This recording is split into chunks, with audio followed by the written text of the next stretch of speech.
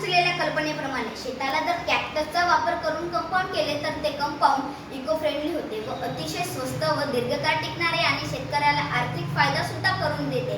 अलीकडे आपण पाहतो की शेतकरी शेतातील पिकांचे संरक्षण व्हावे यासाठी शेताला काटेरी तारांचे कुंपण करतात व रात्रीच्या वेळी रानडुक्कर यासारख्या जंगली प्राण्यांपासून बचाव म्हणून तारांना बॅटरी व आधारित करंट लावून ठेवतात। मात्र ह्यात होत असे आहे की या करंटमुळे प्राणी नाहक मारले जातात।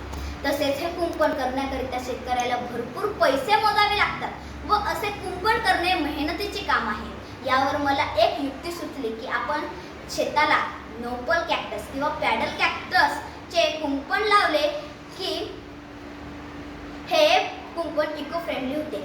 नोबल कॅक्टस ही वनस्पती काटेरी असल्यामुळे प्राणी शेतात शिरकाव करू शकत नाही। हे कुंपण अतिशय इको फ्रेंडली असल्यामुळे तारांच्या तुलनेने खूप परवडणारे आहे, कारण त्याच्या नुसत्या एका पॅडपासून झाड तयार होतो।